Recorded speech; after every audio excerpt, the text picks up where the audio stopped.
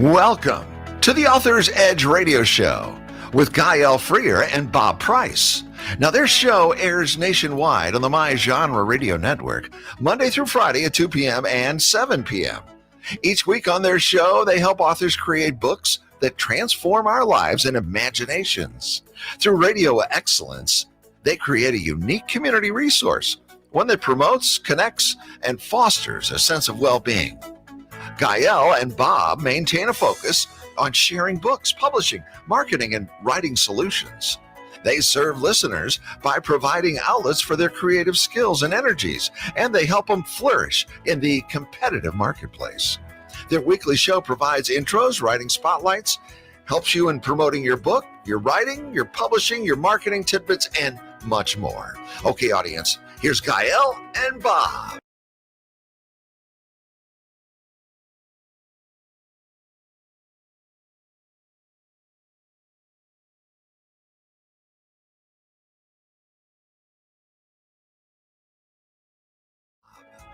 Hi, Bob. How are you doing today? How was the trip up?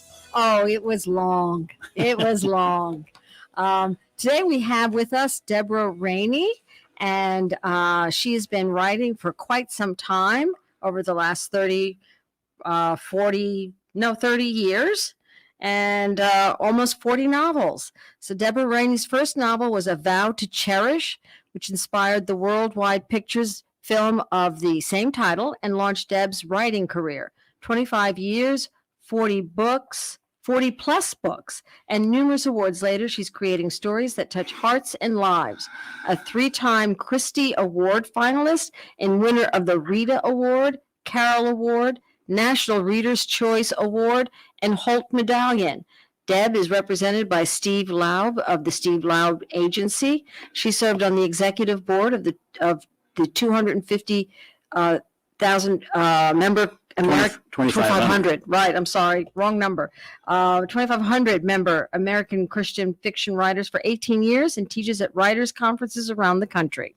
Deb is a Missouri transplant, having moved with her husband Ken Rainey from their native Kansas. They love road trips, Friday garage sales, time with their family, and breakfast on the screen porch overlooking their wooded backyard, which sounds absolutely delightful. Welcome, Debbie. Thank you. It's wonderful to be visiting with you. So you've been publishing for quite some time, and you have over 40 novels. How do you continue to find fresh ideas?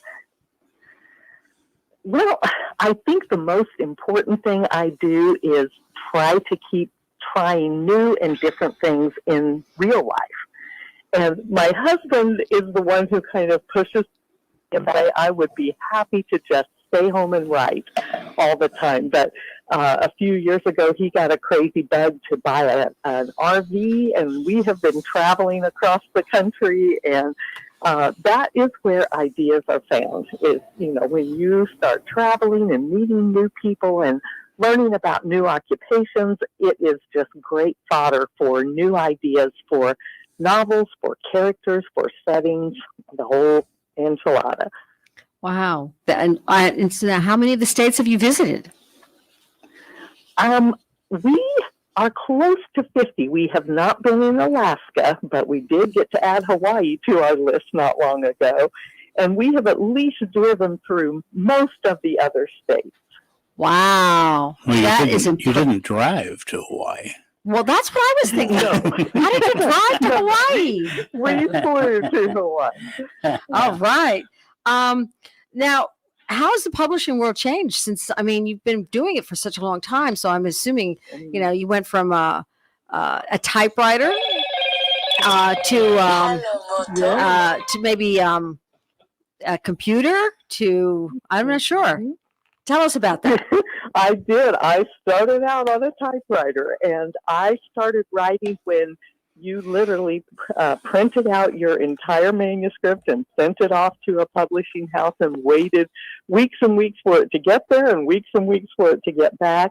Right. I started writing actually in a time before you had to have an agent to get published. There were still a lot of publishers, especially in the Christian market where I write, who would accept your manuscript right over the transom and possibly publish it. But things changed very quickly. I started writing on New Year's Day in 1994, actually. Wow. And it wasn't long after that before the internet took the world by storm. And I went from talking on the phone with my editors, that is how we did everything, either through letters or the phone, to everything being done by email. And so I've had the same email address for 26 years. And so that is how things are communicated now. But there have been a ton of changes, not the least of which was all the Christian imprints that I wrote for being bought up by the big New York publishing houses. Right. And that meant that my contracts went from being 4 pages long and I could actually understand what they were saying Yes. to the contracts being 25 pages long and just legalese that I absolutely needed a literary agent to help me interpret them. Right. So, Absolutely. Now, when your books went from the smaller Christian groups to the larger companies, how did you deal with the copyright and things like that? I mean, who owns those? Well, the author always owns the copyright, and if you find any agent or editor who wants it to be otherwise, run in the other direction. Right. Because if you are traditionally published, your copyright will be in your name with the publishing house. Now, the publishing house is purchasing the rights to that book for a very long time. Most of the contracts that I signed in the early days said something to the effect of, we own this in any form, even those that have not been invented yet. So that came around, they automatically own the rights to the ebooks. And today, it has become really important to me to be sure that any contract I sign has a good reversion clause. Because you don't want your publisher hanging on to your book forever. You eventually, once the book quits selling with your publishing house, you want to be able to get the rights back to it and do something new with it. So. Absolutely. Absolutely. One of the questions that you sent in, and I thought was a pretty interesting one, is, are you an introvert or an extrovert? And how does that affect your writing process? I thought that was an interesting question you gave us. Well, it's funny because when I first started attending writers' conferences, I learned that I am in an industry with a ton of introverts. And I'm a tremendous extrovert. And so it is very different to write as an extrovert. And honestly, if it were not for the wonderful writers groups and writers organizations that I have been a part of, I'm not sure I would still be writing, because I like my people too much and I need to be around people, and too much holing up in my office is just not good for me. It's not, I don't think I could thrive too long. So. I agree with you on that. I couldn't do it either. I have an office and I find that I'm always roaming the house trying to figure out what I want to do next.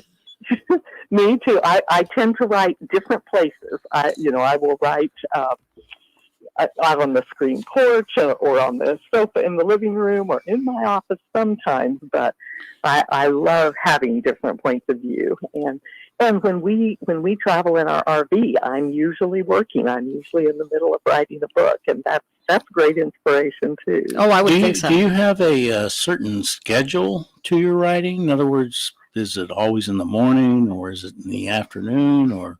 Like Hemingway, he wrote every morning before he went out fishing. He was a smart man, and I wish that I did have more of a schedule. I don't. When I first started writing, we had 4 kids, and once they were all in school, I kept a very tight schedule. Once my husband and the kids were out the door to work and school, I sat down, I wrote, for 7 hours or however long it was before they returned home, and then I closed my laptop, and I was done for the day. And now that it's just my husband and I in an empty nest, I tend to keep a terrible schedule, and I For some reason, I have gone from being a write in the morning kind of person to afternoon seems to be my best time to write. But I have more of a word goal. I write until I have 1,000 words. And okay. sometimes I can accomplish that in 2 hours in the morning, and sometimes it takes me all day to eke out those words. So, but that's at least I have a goal and something that is keeping me with forward momentum. So, can you talk about maybe your creative process and when it comes to developing characters or settings, anything in particular that you use or? Well, I am a seat of the pants writer, or as my friend Alton Gansky says, an intuitive writer, which sounds a lot more, sophisticated and intelligent. Yes, I hear you. Exactly. But for a long time, I tried to outline my novels. I heard my friends saying, "Oh, you must outline. You must know your story before you even start writing it." And for me, that just sapped all the fun out of it. I always say that my writing process, I write kind of the way you dream. You just kind of follow a character and see where they're going to go. And I know that sounds a little woo-woo to anyone who's not a writer, but it really does. It keeps you guessing, and so hopefully that means that it keeps your readers guessing when they are reading your books. So you don't write the end first, huh? No, I don't. I usually have a pretty good idea of what the ending will be, but everything in the middle is a mystery to me when I start writing. And another thing that I find is that my character will start out being one sort of person, but as she goes through whatever crucible I am putting her through, she changes and grows, which is a good thing. But I also tend to find that usually about 2/3 of the way through the book, I realize that she is not at all the person that I wrote her as in the early chapters. And so I usually need to go back to those early chapters and fix my characters, my main characters, to be more like the people that they have become so that she doesn't seem like a completely different person at the end. Right. Yeah. And a lot of my ideas for scenes and for the direction the plot will go happen as I'm getting to know my character and as I'm plugging my characters into this setting. And the setting, I find, has become very important to me because that really helps shape who my character is and who she becomes. And so I love novels where the setting is almost like a character in itself, and that you could not take that story and move it to another setting and have it work in the same way. Oh, well, that's an interesting thought. I also talked at the very beginning about your book, A Vow to Cherish, that was turned into a movie of the same title, starring Ken Howard and Barbara Babcock and David Denham and Ossie Davis. Well, what was that experience like? It was an amazing experience, mostly because it all happened with my very first novel. And I often say that I'm not sure that I would still be writing today if that thing had not happened, simply because it kind of put my novel in the limelight and got the attention of some publishing houses. And once that happened, it was pretty easy for me to get a contract at that point. And so that little bit of great success right in the beginning. Now, it also means that there's nowhere to go but down after that. Right. I have had that experience as well because I have had a couple of books optioned for film, but another movie has not happened yet. And but it really was a wonderful experience. I had nothing to do with writing the screenplay, and I knew that when I signed the contract, signing away the rights for this film company to do my story as a movie, I knew that they would make a lot of changes because I've watched enough movies to know that they're never like the book, So how'd you feel about all those changes? Well, honestly, I could understand why they made the changes they did, and it made a lot of sense. For example, in my novel, my characters, it was a couple, and they had 3 children. Well, in the movie, they only had 2. And of course, the budget is part of the reason for that, Right. but also time. Because a screenplay is only about 100 or 120 pages, and a novel is, can be 3 times that long. So there just simply isn't enough time to develop a lot of characters. And so something is going to get cut.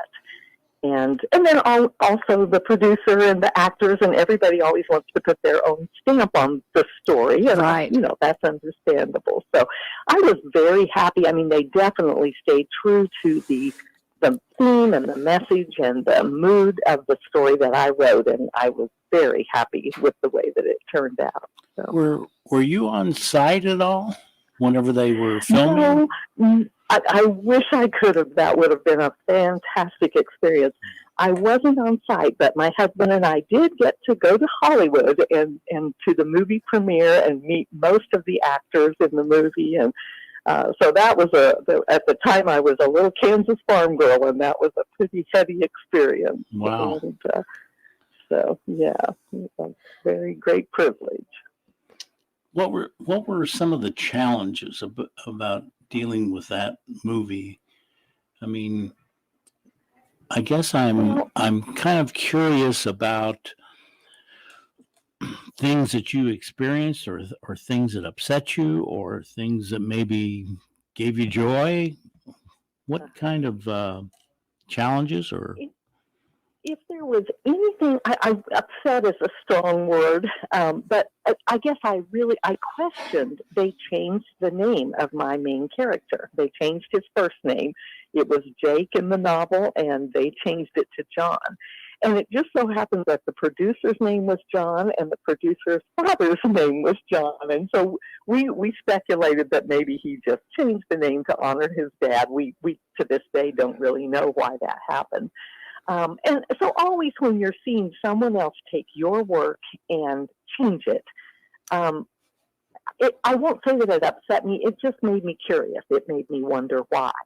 Right. But like I said, I did understand some of the reasons, and it changed the way I wrote from that point on. And for that reason, I am very happy it happened with my first novel.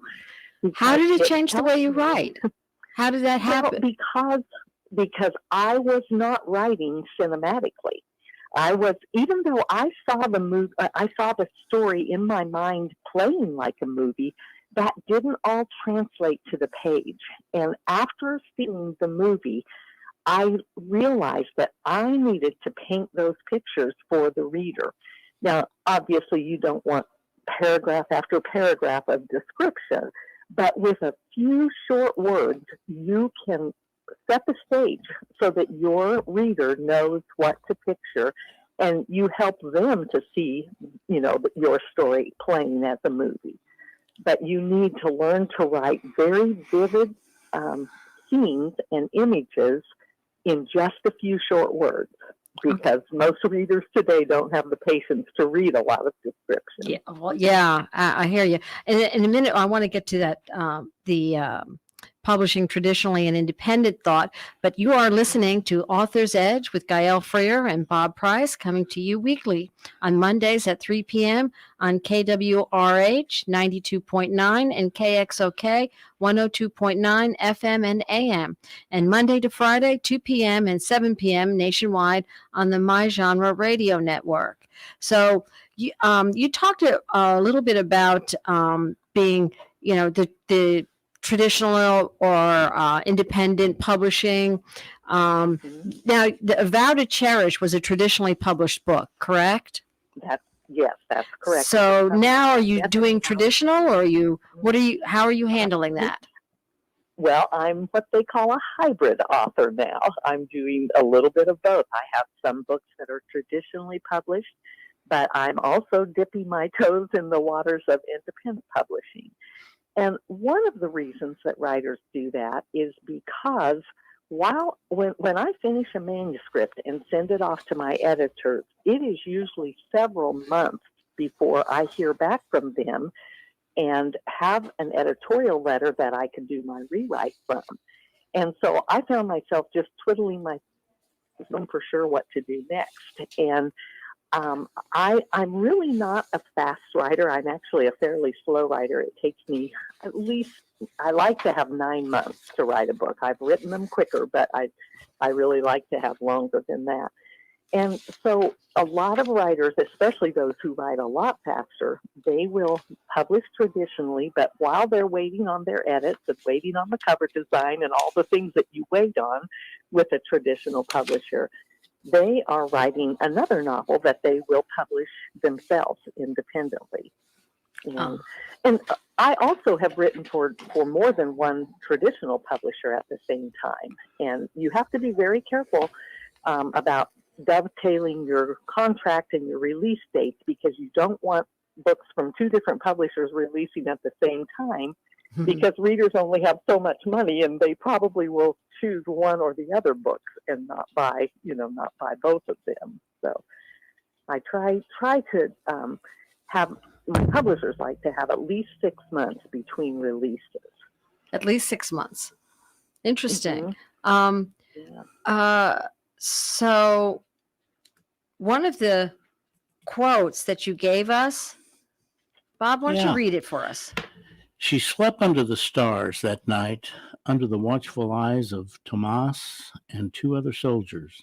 The jungle's tumultuous night music rose and fell in cadence with the breeze, and though she was bone weary and the ground damp and cold against her back, Natalie relished looking up at the night sky, sans the barrier of a dirty skylight. After so many nights locked in the shed, it was a wonder to peer through the cave-like openings in the trees above her, all the way to the stars. She could almost imagine she was free. That was from The Breath of Heaven by Deborah. What was your feelings about that quote? Well, I love the way you read it. You should do audiobooks if you haven't already. Well, we did talk about that for a while, did we not? Yes, at our previous guest. Yes, we talked about audiobooks. Do you do any audiobooks? Almost all of my novels have been done as audiobooks. Usually, if you're with a traditional publisher, they will do the audiobooks. But with my independently published books, we have hired a narrator to read the books, a wonderful reader by the name of Julie Lancelot. And she has done my 2 independently published books that through our own press, Rainy Day Press. But then also, once a novel goes out of print or just sales really slow down, that usually happens 8 to 10 years at the most after a book comes out. And at that time, an author might get the rights back to her books. And that's what happened with me. And that's where we first, did dip our toes into the independent waters. And what happened, it happens that I am married to a wonderful artist, and once you get the rights back to your book, you are free then to republish them, but you don't get the rights back to your cover art. And so all of my books that I was getting rights back to needed new book covers. And enter my husband, Ken, and he designed beautiful covers for my books, and we put them out through our Rainy Day Press. And then, they have a whole new life at that point. Right. And my novel, About a Cherish, when I got the rights back to it, I had agented myself for the first 9 years that I was writing. But when all of the big New York, big 5, now big 4, I guess, publishers started buying up the Christian imprints, and my contracts got very difficult to decipher, I knew that it was time for me to find a literary agent to do the negotiating and the contract work and all of that. And so one of the first things my agent did was to resell About a Cherish to a different publisher. And I remember saying to him, well, why would anybody buy this book a second time? Because it quit selling for the first publisher. And he reminded me that book first came out in 1996. And when 2006 came around and we resold that book, he said anybody who was 15 back when the book first came out is now 25. And, Right. everybody has aged, and there's a whole new flock of readers coming up. Right. And that's why a book can resell. And so it was important to do that cover change too. Absolutely. Yes, that's right. So do you recommend an author, an aspiring author, to get representation with a literary agent before submitting work? I mean, is that a recommendation you give? It definitely is, especially if they aspire to write for a traditional publisher, because you just almost cannot get in the door if you don't have representation. Most of the big publishing houses will only look at a manuscript if it comes through a trusted literary agent. Right. But I'm always hesitant to say that because it needs to come with a warning, and that is, if you meet an agent who wants 1 penny from you before he has sold a book and gotten a contract, run away. Because the way literary agents work, the good ones and the legit ones, is that they make money only when you make money. So when my agent sells a book for me, he does not get 1 penny until I get my royalty advance, and then he gets 15% of that. And that is the industry standard, is 15%. Oh, okay. So, What's the process that you use with working with your editorial staff at at the publishing? What's your process for that? well, that's another thing that has changed quite a bit over the years.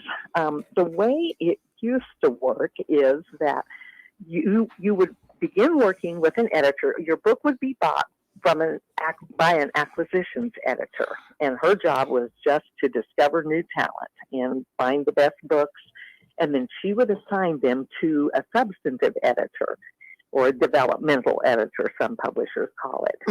And so a book, back in the old days, a book would go through 4 different levels of editing. The first one would be developmental, where you're working with big picture issues. The plot, does it work? The characters, are they likable? All of those questions.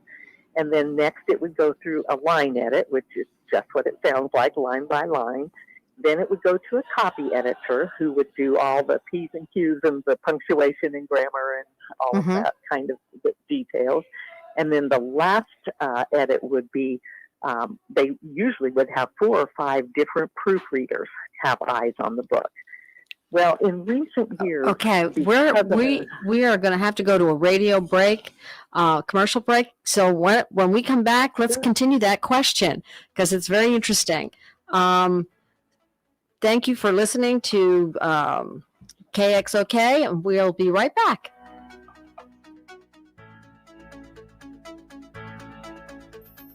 Do you want to become a radio show host, or do you want to create a radio show? Well, Dr. Stan Fine can help you to have your own radio show and put you on 100 cities daily across the U.S. And you can immediately start recording from a live radio studio.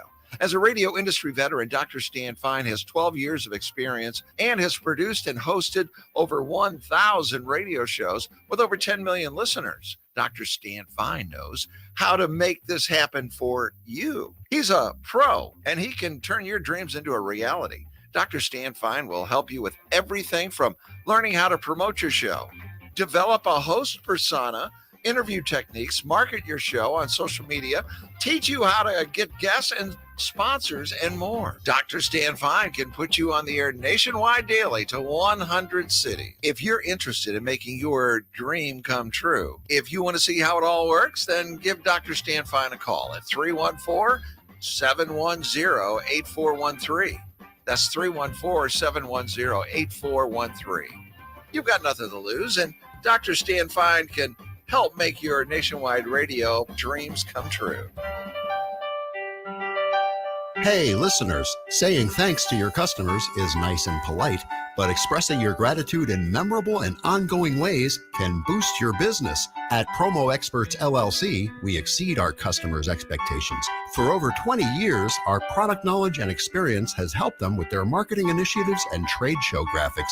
We are happy to put that experience to work for you. Quality products, great customer service, and prices are our number one priority. We work with you to find unique, creative, and new ideas that fit your image and expectations, helping you build strong relationships with your customers. When you select Promo Experts as your marketing partner, we help you to see more than the big picture. For more information about this exciting opportunity, contact Diane Carson, President, at 636-458-5241. That's 636-458-5241. Let Promo Experts help you to move your business brand beyond the bland. Yeah, you are listening to the Author's Edge with Gael Freer and Bob Price, coming to you weekly on Mondays at 3 p.m. on KWRH 92.9 and KXOK 102.9 FM AM, and Monday to Friday, 2 p.m. and 7 p.m. nationwide on the My Genre Radio Network. And Deborah, we were talking about working with your editorial staff at the publishing house, and you were giving us some idea, the things that the process that they would put you through for that. Sure. Well, I had talked about the 4 different levels of editing, and nowadays, because of a shortage of editorial staff and other reasons, trying to get books quicker to market and that type of thing, a lot of publishers, most publishers, I would say, have combined the line edit and the copy edit, or sometimes the developmental edit and the line edit. And so it is a little bit shorter of a process. And as a result, unfortunately, I notice a lot more typos in books these days. Yeah, I have noticed that too, come to think of it. Yes, absolutely. That real care for, and including my own, and, that real care for proofreading over and over again. And it just doesn't matter how many sets of eyes are on a book. There's just always going to be one little typo that gets through. Absolutely. Absolutely. You always hope for. And go ahead. I'm sorry.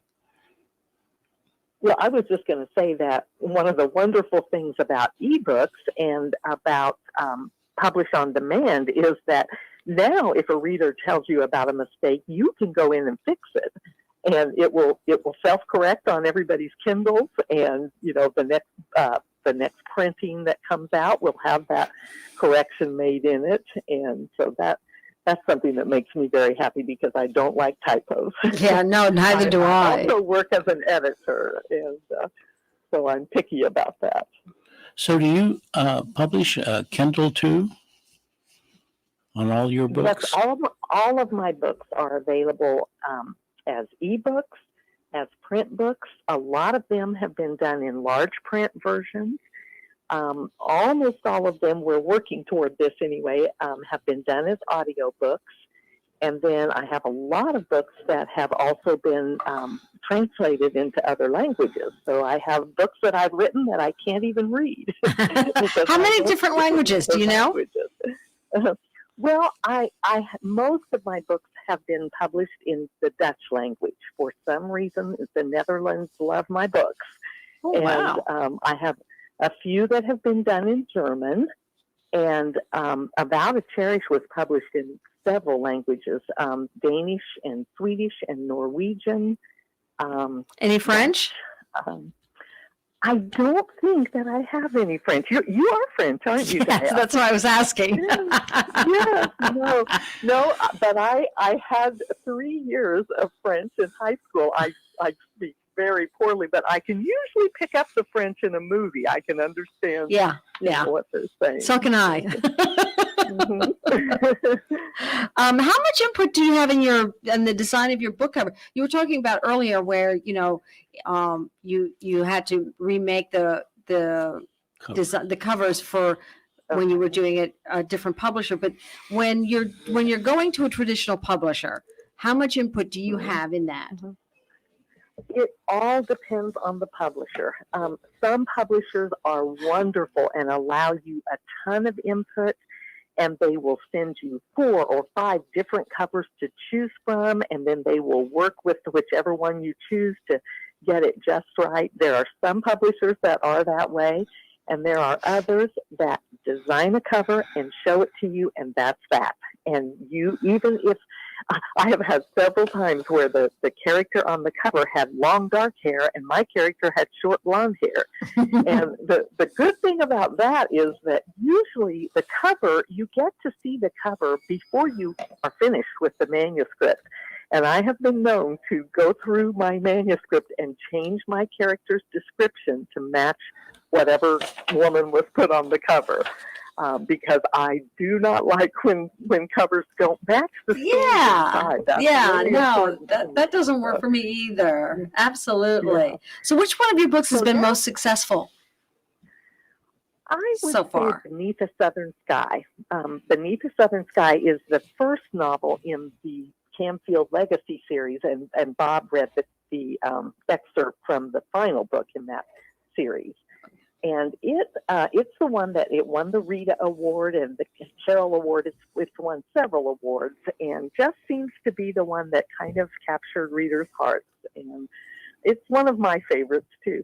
If I wouldn't used to name a favorite when I only had 5 or 6 books, but now that I have 40, some have risen to the top in my own mind. And probably if I was going to recommend one book for people who haven't read my books, it would be my novel, A Nest of Sparrows. A Nest of Sparrows? A Nest of Sparrows. Mm-hmm. And why that one? It's partly because I worked so hard to write that book, and the research about killed me. And also, I think one reason I like it is because it was the first book that Publishers Weekly reviewed favorably. They were pretty hard on my books in the early years, but they liked that one, and that was a good thing. So, and that is one that I had a movie option on at one time too, and it nothing ever happened with it. They didn't renew the option, so that's probably off the table for now, but I don't know. There's something about that story that I just really like. It has a special place in my heart. Is there any way, or I guess the question is, how do you get to movie producers or people who are producing movies, and how do you reach them? Sometimes literary agents have connections, and so that is sometimes a way that a producer will find out about your book. With my first novel, I asked my publisher for permission. They didn't shop their books around for film. In fact, when I came to them, they had never had a movie made of one of their books. Mine was the first, and since then they've had quite a few. But I asked permission to shop that book around, and I sent the manuscript to Hallmark Hall of Fame and a bunch of different places that I knew, and it turned out to be that Worldwide Pictures was one of them, and they ended up liking that story and turned it into a movie. But probably the way most book-to-movie events happen is that the book becomes popular with readers.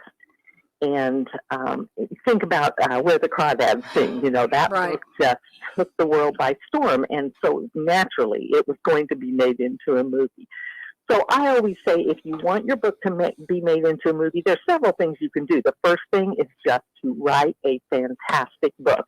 Write a book that gets people talking, that is unusual and unique and not run of the mill, and that keeps people guessing till the very end how it's going to turn out, and make it have if not a happy ending, at least a hopeful ending, because that's what people want, especially in this world that we are currently in. There's such a need for hope and for happiness and joy. Like Scarlett said, tomorrow is another day. That's right. Yes, that's Did right. Scarlett say that? Scarlett said that. In a book. Wow. Yeah. You were there? No, I wasn't there. What are you working on I saw right you now? there. Oh, yeah. I probably was there. What are you working on right now? Well, I am just getting ready to. I have a Christmas novella in the collection, and that has, up until just after Christmas, that has been the focus, is promoting that book, but I am just getting ready to start a new series. And it's going to be a series probably of 3 books, but possibly more. And they are pretty much standalones that are loosely connected by the fact that the main characters in each novel will be proprietors of Airbnb. And that's an idea that has been inspired. My husband and I took a trip along the coast of California and stayed in Airbnbs along the way, and we just had so many great experiences. And it just was so fun to meet new people at every stop of the night and get to know some people, feel like you'd made new friends, and just see how different it is for each one of these proprietors and how many stories they have to tell. And so I wanted to try to capture some of that magic in a series of novels. Yeah, it is interesting about the stories. I used to go down to St. Mary's, Georgia, just outside of Jacksonville, and stay at a B&B, and it's just a fun place. So you can meet so many people. Yes, always an interesting story happening there. What kind of techniques do you use to ensure that your writing is engaging and accurate? I mean, or do you edit as you go along, or? I do. I start every day by editing what I wrote the day before. And so that means that when I get to the end of that first draft, it's really more like a third draft. And it's a pretty clean manuscript. And for me, I have to have a fairly clean manuscript before I can go through and really start to see the bones of the story and make sure that it's hanging like it needs to, And again, what I call writing cinematically is very important to me. I look at the beginning of every scene, and especially scenes where I'm introducing a new character, and I make sure that the first paragraph of that scene sets the stage and gives the reader something to envision so that they can clearly see it. And I might spend a half an hour writing that first paragraph, but once I have set the stage, then I can just play with dialogue. And because the reader already has a scene or a stage to see where everything's taking place, then the dialogue can tell the rest of the story. And readers tend to really like pages with dialogue. That's where I think characterization really happens, when you get to hear your characters not talk, not just be told what they are saying or, follow them around and see what they're doing, but hear them talk and hear them interact with each other and with the world. Yeah, dialogue always pushes a novel forward, and that's part of why readers like it. It pushes the story, and it gets them, to what's happening next. If you hadn't become an author, what career would you have done? What would you have done instead? I probably would have become a psychologist. Oh, and I know that real clients would not be nearly as cooperative as my characters are.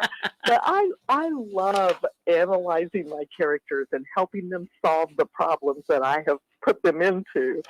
And I don't know. I think I had a very, very happy childhood and very wise parents, and I just feel like that I guess maybe this is conceited to say, but that I have a lot of wisdom that I would like to share with people, and especially young people, if I could, knock some sense into some heads before people make the mistakes that they make in their lives. And that's what I always want to tell my characters. That, if you just wouldn't have done this, you wouldn't be in the situation you're in now. So. Absolutely.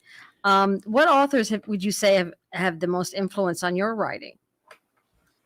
Well, early on, it was definitely writers like Eugenia Price and Catherine Marshall, even Jeanette Oak. I just love those stories. And it's interesting that those authors wrote mostly historical, And I do not write historical because I'm not so fond of research. And even when you write contemporary stories, you still have lots of research to do. But I would rather play with words than spend my time, hunting down dates and facts and how things worked in the world 100 years ago. So, but for some reason, those authors just really, really captured my heart and made me love to read. And since then, I do read more contemporary books than what are you reading now? Right now, I'm reading a wonderful novel by a fairly new author. Her name is Katie Powner, and I have loved everything I have read by her. And this one is called something about blue skies. I'm terrible with titles. Let me go look on my nightstand and make sure I get the title right. Because Where the Blue Sky Begins is what it's called. Where the Blue Sky Begins. They're set in Montana, where she lives, and she has a wonderful way with words and a very unique way of writing, and creates just characters that are so real they just jump off the page. You're listening to The Author's Edge with Gael Freer and Bob Price, coming to you weekly on Mondays at 3 p.m. on KWRH 92.9 and KXOK 102.9 FM and AM, Monday to Friday, 2 p.m. and 7 p.m. nationwide on the My Genre radio station network. And you can also see our website, which is authors-edge.com. All right. So, have you ever co-authored a book? In the sense that I have written one of the novellas that was part of a collection published as one book, one print book. I have. And then my sister, Vicki Miller, and I have written 2 different books of children's sermons. We both presented the children's sermons in our churches, and we had written almost all of our ideas down, and we just decided one day we should put these together in a book because we were always looking for ideas and thought we could help out other people who do children's sermons. And so this was back in the 90s. We had those 2 books published, and her son and daughter actually illustrated one of the books. Every chapter had a little illustration that her kids did. So, that's lovely. Still in print and still selling fairly well. So that's delightful. Fun process. Yeah. And my only nonfiction books also. So. All right. Bob, you said you wanted to say something. No. No? You don't want to say anything?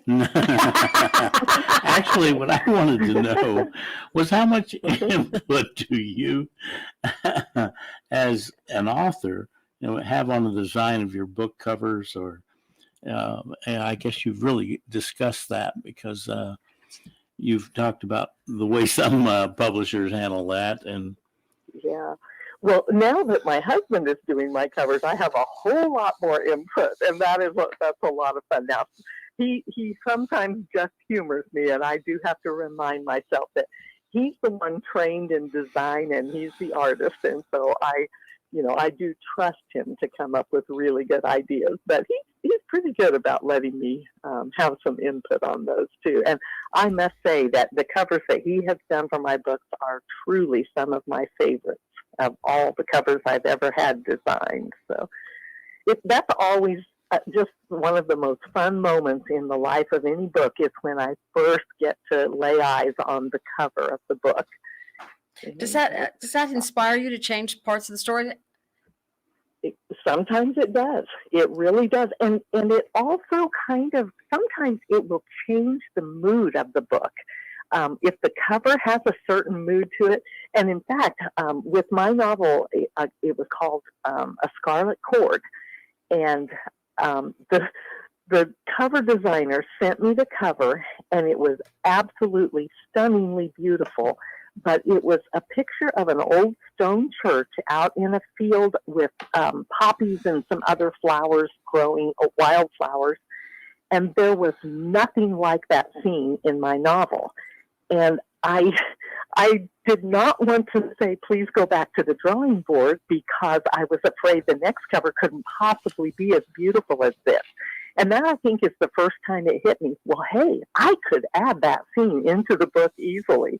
And I did that. And I have had people say, wow, that artist just captured that so beautifully. I said, well, no, actually, I captured the artist with my writing, because the cover came first and that scene came afterwards.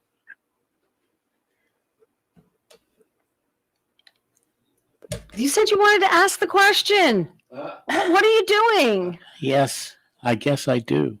How do you ensure that your books are well researched and up to date? Well, that is an interesting question. Especially when you've been writing books for so long, you know, Yeah. like some of your earlier books, I'm thinking, you know, it didn't have cell phones in it or didn't have That's computers in right. it. So how do you keep That's that exactly all fresh? Yes, and it's a challenge when you write contemporary, especially if you write anything technical at all. For a long time, writers were taking BlackBerries out of their novels and putting in iPhones. You know, Right, right. You know, in 5 years, it'll be something different than iPhones, probably. So we have kind of learned to not say he flipped open his phone. You just say he picked up his phone or whatever. Right. That will keep it a little. But yes, when I had the chance to rewrite About to Cherish, my very first novel, I thought that I was going to be going through to update the medical information. The novel was about a family dealing with Alzheimer's disease, and Right. over 20 years, so much has changed on the medical front. But instead, what I found was that I was shouting at my characters, call her on your cell phone, you dummy. And I had him going to the library to do research rather than Googling things, you know, that type of thing. And those were fairly easy changes, but it really would have dated the novel to try to just put it out again the way it was written in 1994. So I'm glad I had the opportunity to update things. Do You know, in 10 years it'll be out of date again. So. Yeah, absolutely. Do any of your books reflect any of the historical events that have been going on? You know, like how some of that might have affected the setting of your books? You know, I have a lot of authors have done this, but I have purposely tried to set my books, first of all, before the pandemic.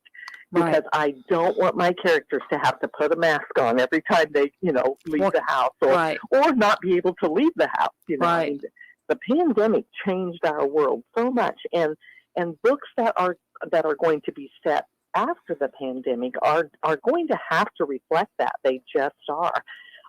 It's like in some of my earlier books that were written before 9/11. I had characters going to the airport and taking their family right up to the gate. Right. Well, yeah. We don't do that anymore. I remember doing that. So those kinds of things have to change. And yeah, I mean, absolutely, the things going on in the world do change. But contemporary writers pretty much learn not to use too many, because by the time your book comes out, they will no longer be current. We'll be on to something else, you know. Absolutely. And so it's almost better to give a little bit of time, you know, with whatever's going on in the world. Don't write about it for maybe 10 years until everything shakes out and we see what it became, you know. Right. You know, Deb, you've written so many books, I mean, for quite a period of time. Do you find that your audience or the readers are different, or do you think there's a change in your audience or target audience? Yes, I would say there is. I think and this is kind of strange, when I was young, my readers were older women, more like my age. And now that I'm older, my readers are younger. And I'm not sure how to explain that, other than, you know, it's not hard to be younger than me, I guess. I don't know. But I do think that, I've always had a wide range of readers, and most of my readers are women, but I also have quite a few men that read my books. And I always say, usually that's because their wife put my book in their hand and said, you should read this, it's a good book, or maybe it has something that they want their husbands to hear or whatever that is. But yes, I do think readers are changing, and I think I have changed my writing a little bit because of it. And one of the things is that today's readers don't have time for a lot of fluffy, poetic writing. They just want the story. Right. They want it told beautifully. They want it, excellently written, but they don't want a lot of description, and they don't want to take forever to get to, point A. Right. And so when I read my older writing, I definitely wrote a little bit more flowery when I first started out, and I write a lot more spare now and sparse. Also, the other thing I was wondering is if you belong to any writing groups, and is that any of that ever put any influences? Yes. And if I were going to make a recommendation to a new writer, that is the first thing I would tell them is get involved in a writer's group. There's a wonderful writers group that meets in Cape Girardeau near where I live. Yes, the Writers Guild. As a matter of fact, Yes. The Writers Guild has got a meeting this Saturday, January 28th, 10:30 at the library. So if you're in town, do it. Absolutely.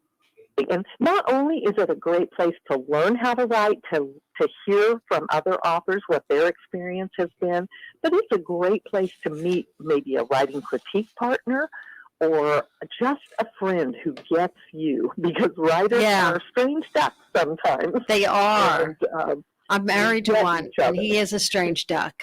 Yes, and my husband would say the same thing. Right. He quacks and quacks and quacks. Yeah.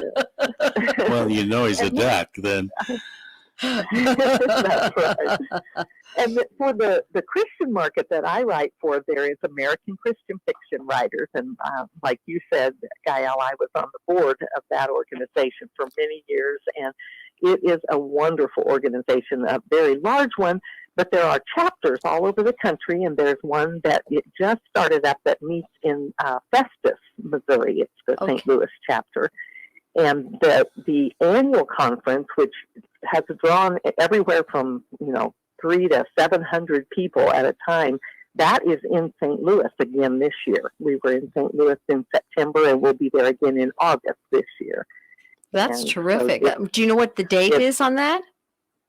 Yeah, I can tell you in just a minute. It's acfw.com. We'll have all the information you need to. It's registration hasn't opened yet, but it usually opens in May. Okay. And the conference this year is it's August 23rd through the 26th. Okay. So And all you aspiring conference. All you aspiring writers, come on out and take a look at this conference. It sounds like it'd be a great experience. I appreciate your time, The Deb. wonderful thing, well, I have enjoyed it very much. Thank you. You guys have done a great job with questions, too. Well, between the two of us, some of us are thinking. She has to slap me every once in a while. Well, thank you so much, Deborah Rainey, for chatting with us. It's been a delight.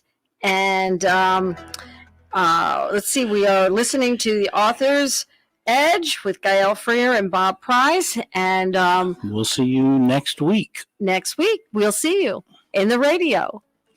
Thank you and have a good evening.